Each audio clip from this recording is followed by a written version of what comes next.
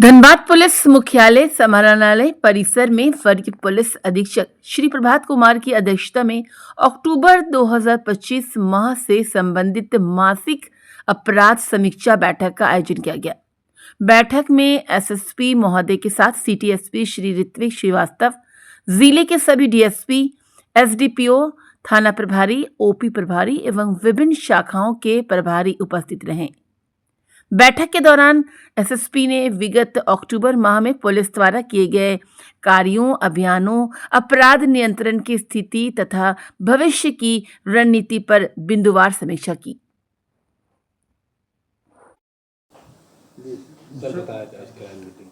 आज माह अक्टूबर 2025 से संबंधित मासिक अपराध समीक्षा की बैठक की गई है, जिसमें जिला के सभी पदाधिकारी मौजूद थे।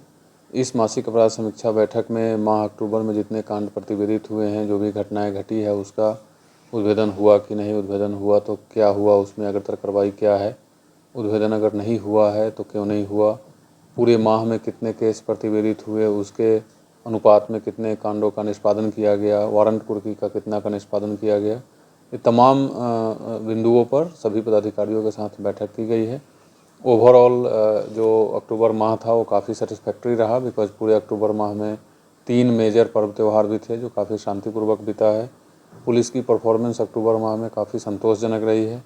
602 केस प्रतिवेदित हुए थे पूरे माह में, उसके अगेंस्ट में 705 केस का निष्पादन किया गया है, और जिसके फलस्वरूप जो ओवरऑल लंबित कांडों की संख्या है वो 2492 से घट करके लगभग 2385 के आसपास अब आ गया है। जो हमारा टारगेट है कि दिसंबर तक लगभग 2000 के आसपास लंबित कांडों की संख्या को लाना है, उस टारगेट पर हम लोग सही चल रहे हैं और दिसंबर तक 2000 के आसपास इस लंबित कांडों की संख्या हो जाएगी।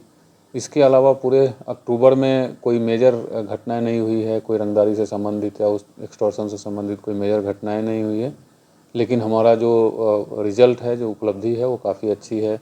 चाहे ऑर्गेनाइज्ड क्रिमिनल्स पे हो या ओवरऑल पुलिसिंग पे हो, उपलब्धि अच्छा रहा है। सभी पदाधिकारियों को यही दिशा निर्देश दिया गया है कि लगातार इसी तरीके से काम करते रहें और प्रिवेंटिव रूप से काम करें, कि कोई घटना हो जाए उसके बाद पूरी टीम लग करके उसका उद्भेदन करे। उससे अच्छा है कि हम लोग लगातार क्रिमिनल्स पे काम करते रहें, चाहे ऑर्गेनाइज्ड क्रिमिनल्स गैंग के लोग हों या फिर अदरवाइज जो भी हमारे चार्जशीटेड क्रिमिनल्स की सूची बनी हुई है। तो हम लोग पुलिस ऑफेंसिव होकर के काम करे, ताकि कोई घटना ही नहीं हम लोग होने दें, और लगातार इस पे हम लोग काम कर रहे हैं। अभी 2 दिन पहले एक लूट की घटना हुई है, उसकी भी समीक्षा की गई है। हालांकि वो नवंबर में प्रतिवेदित हुआ है, नवंबर की घटना है, और चूँकि एक संगीन अपराध है तो उसकी भी समीक्षा संबंधित थाना प्रभारी और डीएसपी और सिटी एसपी हमारे साथ मौजूद थे, उनके साथ किया गया है।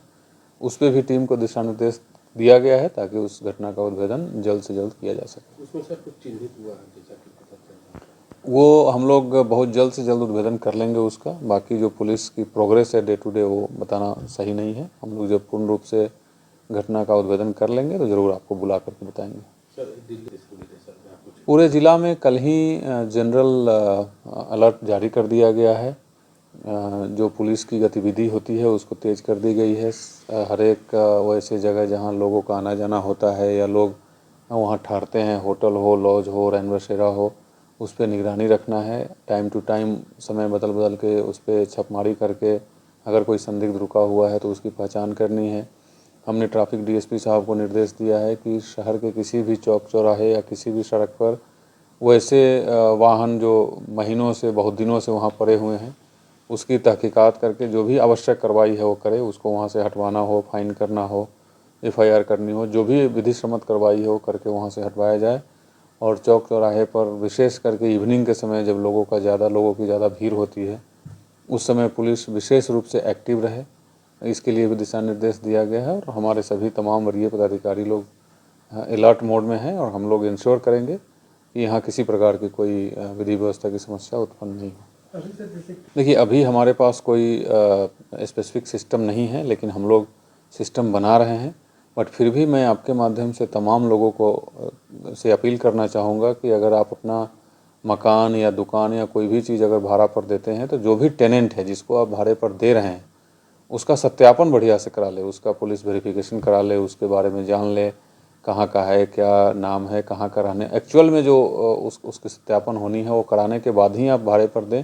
अदरवाइज़ कोई भी एंटी सोशल एलिमेंट्स आकर के आपके घर में रह के और कोई भी गैर कानूनी काम करता है तो आप भी फिर कानून के चक्कर में पड़ जाएंगे। बाकी हम लोग एक सिस्टम पे काम अभी कर रहे हैं जो बहुत जल्द वो पूरा हो जाएगा। उसके बाद ये पूरे धनबाद में ये मैंडेटरी हो जाएगा कि कोई भी आपको अगर मकान किराए पर देना है तो उस सिस्टम के अनुरूप आपको पुलिस वेरिफिकेशन कराना मैंडेटरी होगा। वो लगातार जो मुहिम है आप लोग देख ही रहे हैं, सड़कों पर लगातार मुहिम जारी है और ये मुहिम चलती रहेगी। ये पुलिस का रेगुलर वर्क है, निरंतर हमारा काम है, चाहे वो एंटी ड्रिंक एंड ड्राइव का हो या मोटर व्हीकल एक्ट्स का जो भी सेक्शंस है उसका अनुपालन करना हो, 2 व्हीलर्स के लिए हो, 4 व्हीलर्स के लिए हो, ट्रैफिक को स्मूथ करना है जहाँ जहाँ ट्रैफिक की जाम की समस्या होती है। तो रेगुलर वर्क है और रेगुलर निरंतर एवरी डे चलता रहेगा। सर, लावारिस चीज़ों को नहीं छुओ, ऐसा कोई मैसेज जो जनता को अब जिस तरह घटना हो उसको? देखिए ये तो कॉमन सेंस है और ज़रूर लोगों से अपील रहेगी कि कोई भी संदिग्ध, किसी प्रकार का कोई संदिग्ध सामान हो या संदिग्ध व्यक्ति हो, ऐसा कोई भी आपको नज़र आता है तो इमीडिएटली नज़दीकी थाना को या ओपी को सूचना दें ताकि हम लोग कार्रवाई कर सकें। और इसके अलावा आप 112 डायल 112 जो सेंट्रलाइज्ड हमारा टोल फ्री नंबर है उस पर भी कॉल करके कोई भी आपको संदिग्ध गतिविधि दिखती है, किसी व्यक्ति की, किसी गाड़ी का कोई सामान अगर आपको लग रहा है कि संदिग्ध अवस्था में पड़ा हुआ है, उसकी सूचना ज़रूर हम तक पहुंचाएं।